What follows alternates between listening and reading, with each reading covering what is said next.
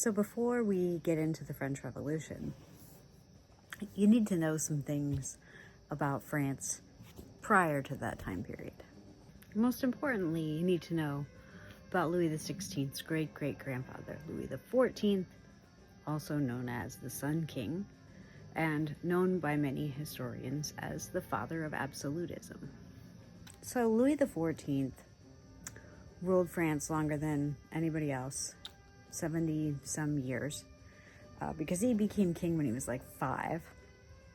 And as he was growing up and being prepared to be the king, regents would have ruled in his stead. But he was observing all of the conflict that his regents would have in making ruling decisions with the nobility class. And that happened because feudal France was not really a very unified kingdom. And as is often the case, people who have a lot of money ultimately acquire a lot of power. And Louis XIV, he didn't like this. And as he came of age and became king, he said to himself, we're going to nip this. I'm the king. The Sun King. He named himself the Sun King after the god Apollo, but also because, like, the sun brings life and, you know, everything begins and ends with the sun. And so he set about making his kingdom operate as such. Now, throughout history, when a ruler wants to put people under their thumb, they often use violence, but that was not a great option here. These are the wealthy among you, and it's feudal Europe. You know, you could end up having people turn on you and who knows what else. So he had to come up with another way. And he developed what I have to say is an ingenious plan. So he decides he's going to build this giant palace out on this piece of what was hunting land. And it's just going to be this huge, majestic place called Versailles.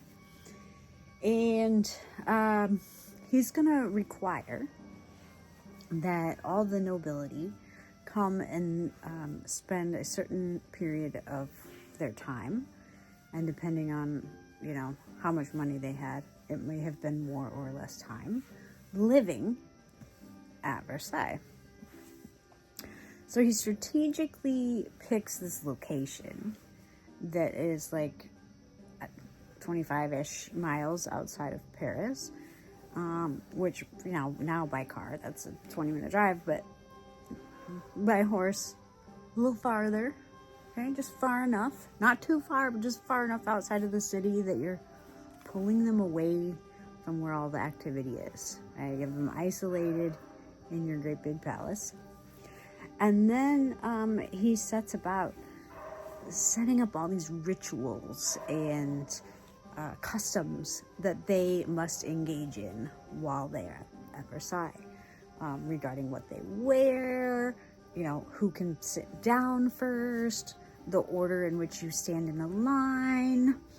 And they spend all their time at Versailles engaging in these rituals, like trying to gain the king's favor, politicking amongst each other, playing cards, drinking, having little concerts, and basically just being entertained, wrapped up in all the little internal drama, and completely distracted from matters of serious policy making.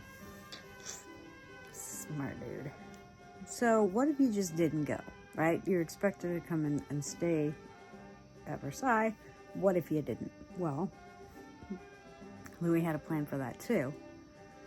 So in feudal Europe, you are reliant upon other groups of people and upon the king to back you militarily if you get wrapped up in something, and also to grant you loans, okay?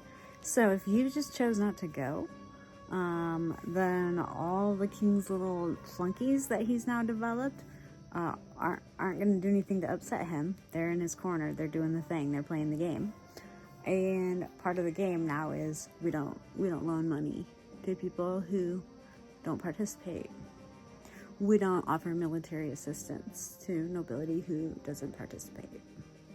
So it was in your interest to participate. Not only was it in your interest to participate, but there's some pretty sweet tax implications as well.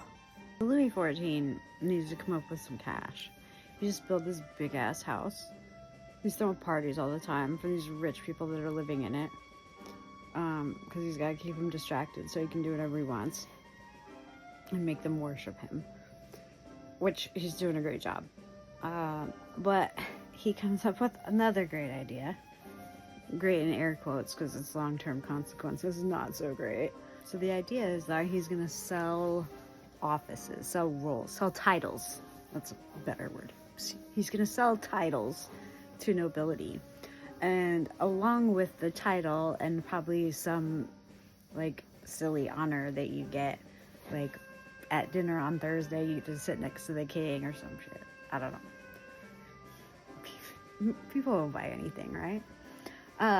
But in addition to that, you get a pretty significant tax break. Not 100%, but like it's significant. And this keeps the nobility super happy. It's like, hell yeah, I'm paying my taxes. I don't even have to try to hide it from you. I can just only pay a little bit of taxes and we're in agreement. And the king gets money in the bank right now that he needs. Unintended consequence is that if you give these tax breaks out, like you can only give out so many titles, right? And so once you don't have any more titles to give, you don't have a revenue stream, and you made them not have to pay taxes, so you don't have that revenue stream. So while things are hunky-dory right now, this is going to cause a few problems for his grandson. All right, that's all the prehistory of the French Revolution that we're going to get into for now. And when I come back, we're going to fast forward to Louis XVI. See you soon.